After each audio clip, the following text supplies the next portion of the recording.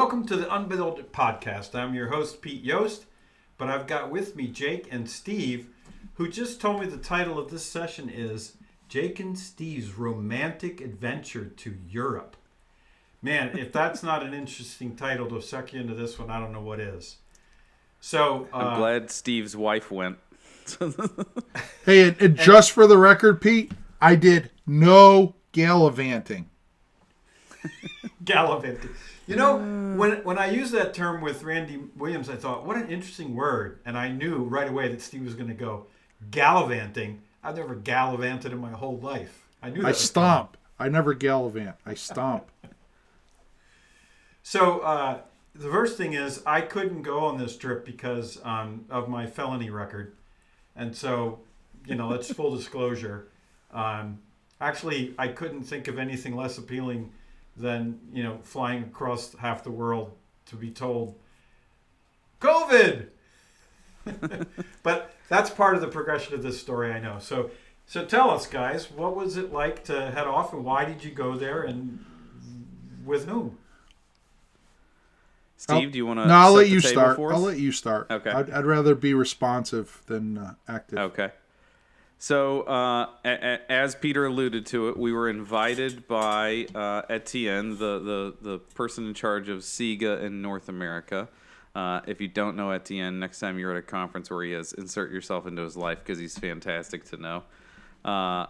Etienne invited us to join them, Siga, on a trip to see their manufacturing facility in Switzerland, which I guess we should say Siga is based in Lucerne. Russell. Outside of Lucerne. And tour a trade school and a bunch of different building manufacturing facilities and builders in Switzerland so that we can broaden our understanding of how houses are built or how buildings are built. And, we got an invite because they know that we're interested in that sort of thing, but we're also people that use their products. Steve and I have regular conversations about stuff that they make that we use. And so, they were being very gracious by inviting us to go on this trip. So just a bit of backdrop. Siga is manufacturer of a bunch of high-performance building materials, but particularly their pressure-sensitive adhesive tapes, which, by the way, I've done a lot of testing on. And, the Zip, the Huber Zip, the Siga series, and then the Proclima, those high-content acrylic tapes are among the best. So, and Etienne is a super cool guy, really friendly and very smart. So, I think the moral here is that the three of us, we tolerate marketing people as long as they are easy to get along with and they practice what they preach and they know their stuff. And like that honesty factor that people like Etienne and Etienne bring to the table, we're using the product because it's the right product. And it just so happens to be that, the Siga is the company that makes that product, sort of thing. You know what's interesting, Peter? Because I'll give kudos to ATN, but to have gone to Switzerland, I think you get to understand ATN a little bit more. In that the Swiss culture I found extremely interesting. When we were out walking around, you saw people literally like sweeping sidewalks, cleaning up, cleaning the trains. It didn't matter where you went in Switzerland. Everybody was part of the collaborative effort to do a great job and provide everybody with the best possible day, right? The trains were immaculate. When I say they were on time, like to the second, that thing pulled out of the train station. And it's just everybody was willing to help you. And when I think of Siga and how it translates to someone like ATN and ATN personally, I don't see him as a marketing person. Like, he's not trying to get me. He's saying, hey, we have some products that might help you provide a better structure. Let's talk about how we can help you. And it's instilled in their culture. It's not his marketing ploy or his marketing scheme to be a nice guy and let's play team, we'll be team players. No, that's how they think. That's how they operate. And you can see it in their culture there. It was absolutely amazing. Everywhere we went, how well things were thought out, planned, executed, and just flat out dealt with. That So- it was. I will say that I agree completely, especially with all the cleanliness and politeness and all that. And it was a rude awakening when I flew from Zurich to come home and landed at Newark Airport. And I was just like, oh, God. You went the from butt heaven crack to of the airports. sewer of the And, world. So there goes our support North- from the Newark Tourist Board. We're never going to get that money now. Got a lot to learn. I was like, man, you can almost see New York City if you can see through all the toxic waste barrels that are being stored at the edge of the airport. It was a very shocking and disturbing moment for me. So, But we didn't start our trip in Russwil, right, Steve? Where did we actually start our trip? We started it in Zurich. We started in their home city, which is interesting because I certainly liked Zurich, but as we were walking around Zurich, I made mention that I think we're going to like Lucerne more in that the scale and the buildings and age of buildings and architecture is going to be a little bit more. To put it in perspective, Pete, when I tried to explain what I was thinking, Zurich is like New York City and Lucerne was more like Boston. So, they both have a job to do. They're both a metropolis city where things get done, but New York City seems to be more machine-like and not as comfortable and not the scale that you would want to feel comfortable in. It's just big buildings, millions of people moving at a fast pace, trying to get their job done, and at whatever peril it is to those beside them, they get that done.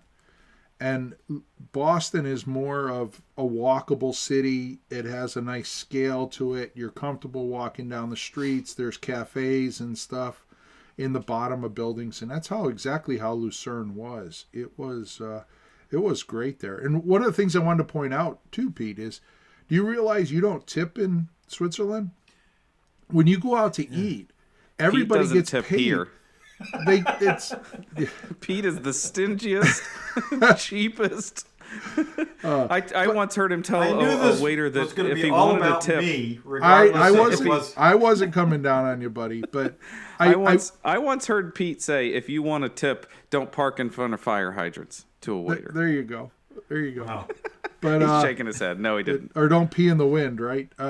Anyway, and that's testament to their culture. Everybody gets paid a fair wage.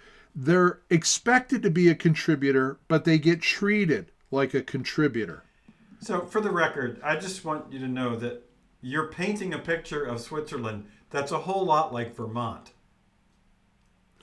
The People's I knew that would Republic give of you Vermont. pause, Steve. I knew that would give you pause. If you guys don't follow this on YouTube, you should, just to see Steve screw his face in a way where he's trying to figure out how to back out of everything that he's already said. If Pete's actually right, But Steve- I would go out on a limb and say this: Switzerland is worth visiting to experience their culture, because you just feel good every day walking around. People are out there to help you. Things are you didn't get on a train and be like, oh, what's that smell? Or, oh, I'm not sitting in that seat. Everything was as good as you would expect it to be. okay, so I want to come back to that, the culture and the people. I want to circle back to that once we start talking about Siga's manufacturing facilities and everything. Don't let me forget. So the first 3 days that we were in Switzerland, we weren't actually with Siga yet, Steve. It was just you and I and your wife. My wife, Holly. And we decided to go early and just bum around and see what we could see. But I want to, as off topic as it might sound, I want to talk about the hotel recommendation that you got and where we stayed the first couple nights that we were there. Yeah, I mean, it does help when, I asked ATN, where should we stay if we go a couple days early? And he's like, oh, well, there's this hotel, that hotel, and this hotel. And I said, well, and I just said it off the cuff, like, if I wanted to stay at the nicest place in Zurich, where would I stay? And he said, oh, you'd definitely stay at the Dolder. So I looked it up, and yes, the price had, it gives you a step back, but you sit there and say, Or three. it's only, or 3 steps back, but you sit there and say, well, it's only for a day, or for 3 days, sorry, but I get to wake up every morning. It had a triple glazed lift and slide window that was 16 feet wide that looked out over a lake and into the Alps. So waking up to that every High morning. tech and natural. Wow. Yeah. So it and everybody there was exponentially Swiss, right? Because that not only are they Swiss, but they had to be even a little nicer given the ranking of the hotel. But you know what I found out? On my way out, I found a really cool slideshow. The Dolder is like one of the top 10 most sustainable hotels in the world. It has a ground source heat system. Most of their power comes from hydropower. They had a whole slideshow on what this place was all about. And like I said, 16 foot by, I don't know, it's probably close to 9 foot tall. Yep, 9 foot. Triple glazed lift and slide door. Wow. So they cared about their people, and it was quiet in the hotel. It was, you had to be a engineer to figure out the shower. It was You're just trying to make me. You're just trying to make me jealous that I didn't go with you guys. I know what you're up to. That's exactly what we're doing. Hey, Peter, it was because we always talk about this. You and I travel a lot, and for whatever reason, I don't, people can laugh, but we always have the conversation of water pressure in the shower, right? Like, that's how we measure a good Couple of hotel. old Like, farts. it's not the mattress, it's not the pillows, it's not how many TV stations. It's when I got up in the morning, was the water friggin' hot, and did it come out like a fire hose? Well, the Dolder had a rain head that was literally a fire hose. Like, it was a massaging, warm shower that was It had 8 easily shower the heads best in the shower shower, too. ever. I didn't anticipate this whole trip to have brought up the warm and fuzzy side of our buddy Steve, but holy smokes. You're just a It was gusher. radiant floors in the bathroom, and That's nice. radiant shelves where the towels were stored. So when I grabbed my towel in the morning, it was nice and warm. Man, there's a little tear trickling down my cheek I over will- all this. I will tell you, Pete, the one thing that he did complain about was he said that the bathrobe was too small. Yeah. Pete, I got like one arm into it. I think a little bit past my elbow, and like the width of the shoulders on it, the damn thing was like 12 inches. I'm like, who the hell wears this? I probably couldn't have worn that bathrobe in 7th grade. It fit Never me mind just fine. now. Oh, my I mean, word. if I took 2 of them and sewed together, it would have still only gotten about halfway around me. I don't know. I have this It would've been a image of bathrobe Steve in bikini. 2 undersized bathrobes. One of the Well, front, one in the I back. tried it. Holly said, "Here, I think this one is bigger," so I tried that one on. It was like a straitjacket. It was like I was like this in it, and I couldn't move.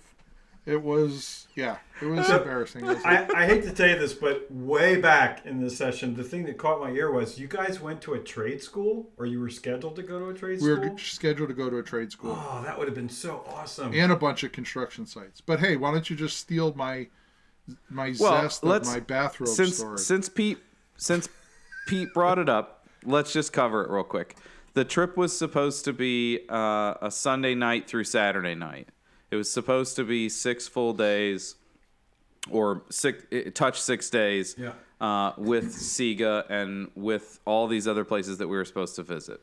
Unfortunately, we had dinner on Sunday night, all day program on Monday, and then Tuesday morning we had some people that were on the trip test positive for COVID, which meant mandatory isolation for them, mandatory 5-day quarantining before they could see a doctor to get a note and come home. Wow. And we had more than one, and so Siga very quickly went, okay, we have to stop.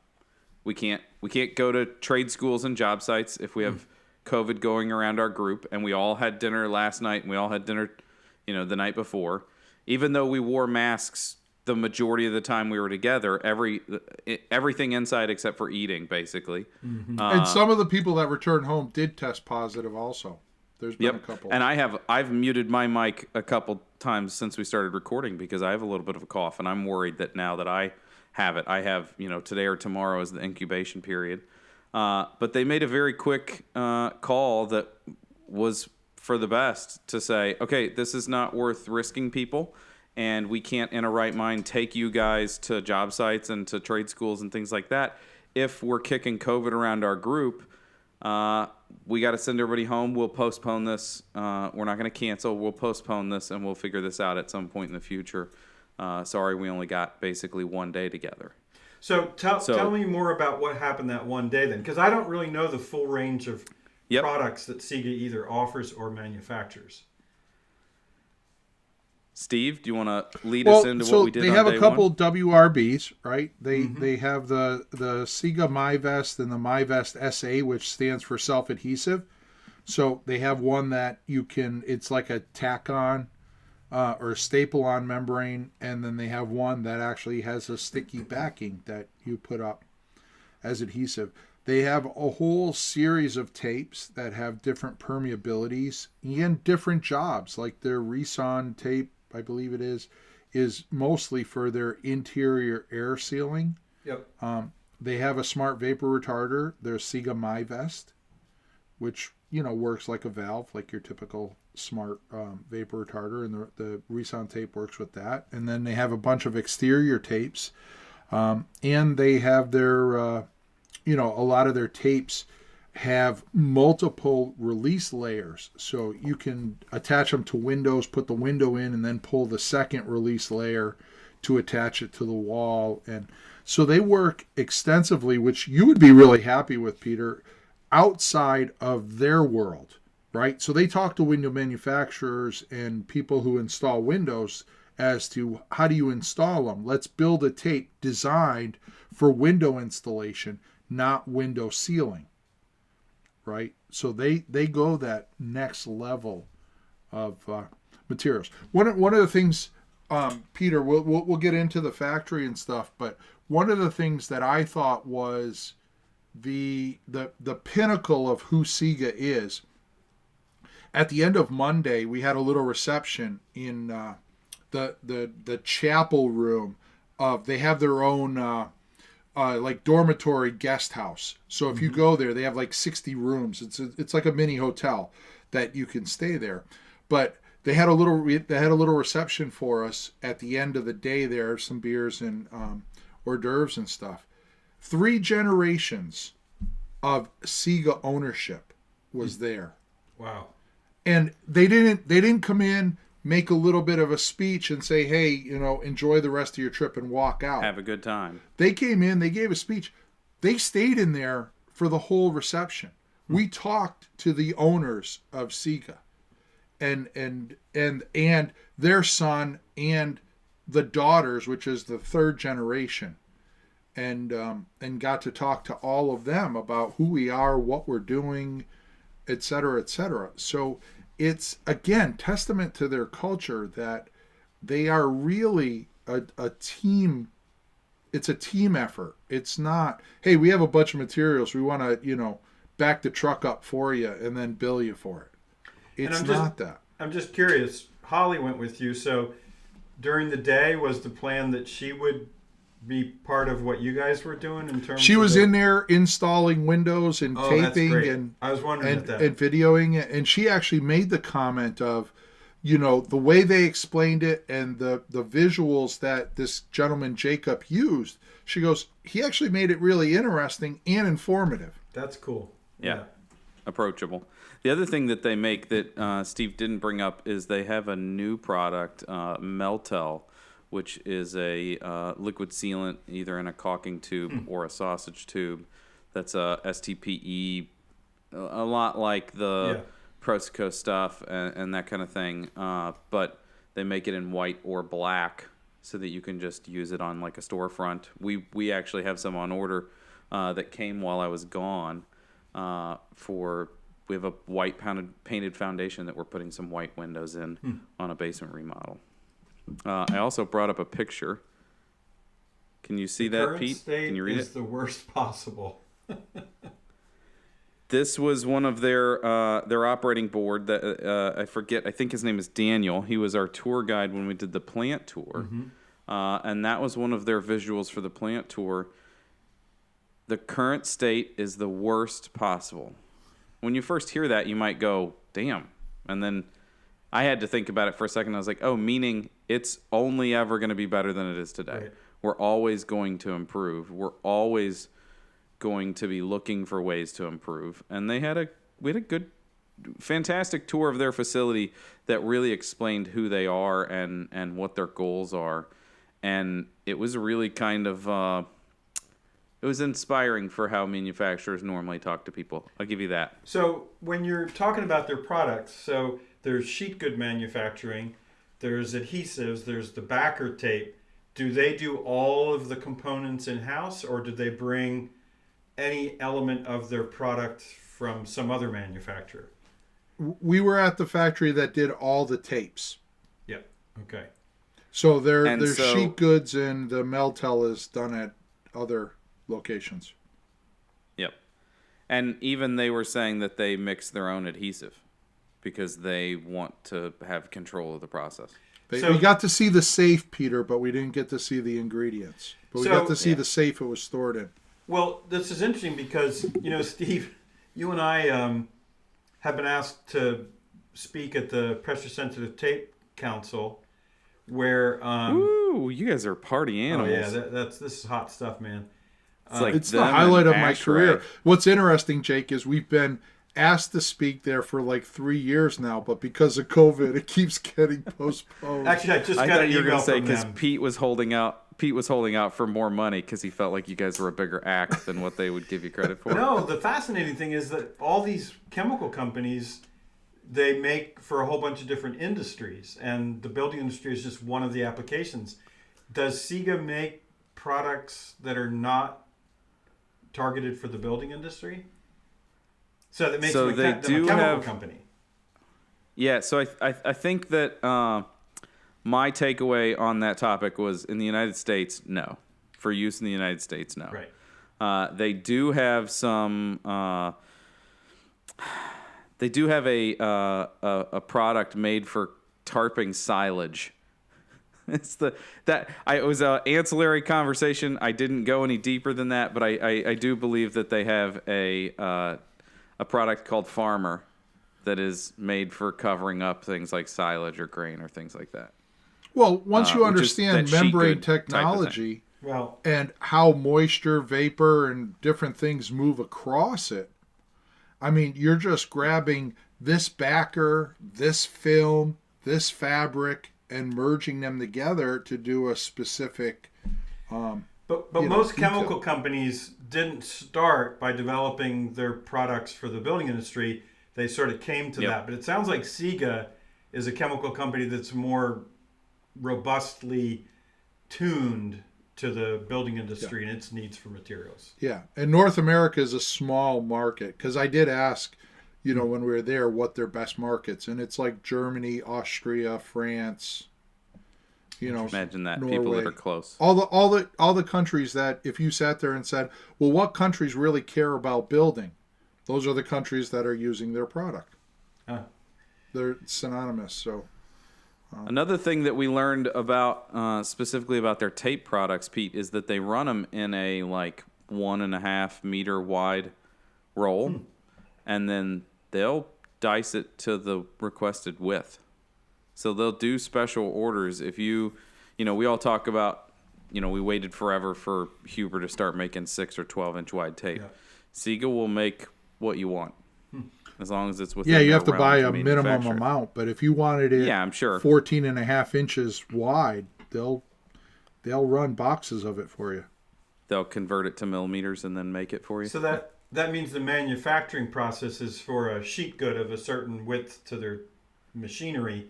And then they cut it up. That makes sense, yeah. And then all they got to do is move the blades further apart when they start lopping it apart.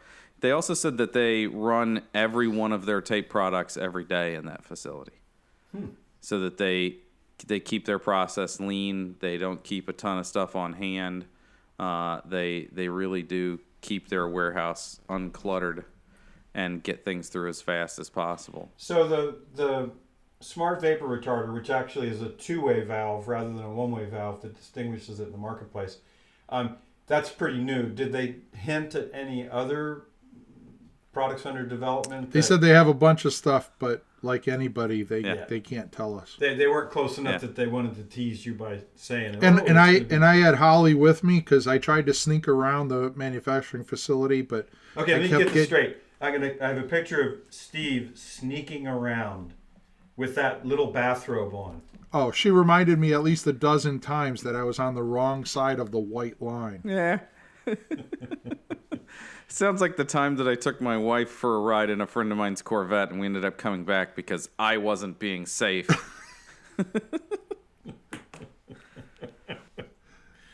Oh boy. They have a way of grounding us sometimes that can be realistic and yet irritating at the same time. So are you guys going to go back? It sounds like, right? I'd go back in a heartbeat. Just Switzerland it's a beautiful country. The food was surprisingly really good. Yeah, and like I said, everybody we ran into, like I didn't have one bad experience anywhere. We went to the supermarket. We went everywhere. Everybody was like, "Good day." All right, that. let's cut to the chase. What class did they fly you in? I sat in back, scrunched up on, but that's okay. Peter, to get in the mood, I watched Sound of Music on my way over there with Julie Andrews, just to get in the mood. Oh my goodness. Thanks for clarifying that it was the Julie Andrews version. That's like saying as no, opposed I to watched the Ethel Terminator. Merman version of Sound of Music. I watched Terminator, the one with Arnold Schwarzenegger. Julie Andrews isn't in any of the Terminator movies that I'm aware of. No, she isn't. Not that I know of. It's been a while since you guys have seen him. Her and James Cameron work together regularly. But All right, but, brothers, what else but you Peter, got? even on the airplane, it was probably some of the best airplane food I've ever had. That the people on Swiss Air were just very accommodating, and He's been drinking the Swiss Kool-Aid, man. listen, Yeah, he has. if I have a secondary address that is Lucerne, Switzerland, you'll know why. I'll come and visit. I can deal with the time change. So I said that I wanted to circle back Sure, around yeah. to everybody was nice. Everybody seemed like they cared and they were working for the greater good. Maybe that's socialist Europe, or maybe it's for the betterment of humanity. But I felt that way at Siga too. Now, we should also be clear that Siga is not a sponsor of this episode of the podcast. They did not ask us to make a podcast about our trip. They really did just say, we want to invite you guys to come and see everything. And Steve and I, when we got back, were like, man, there's been some people ask why we cut it short, why we had to come back. Because there were other people on the trip that have posted about why we came back earlier. Mm-hmm. And we really just wanted to say, like, thank you. It really was inspiring. It was inspiring to feel like they cared about where we're headed.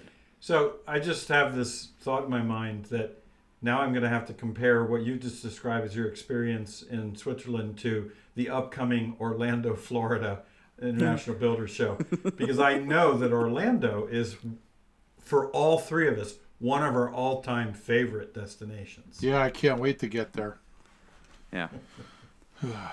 But I don't want you know to what? end You know on what's that note, interesting though, and I totally agree with Jake.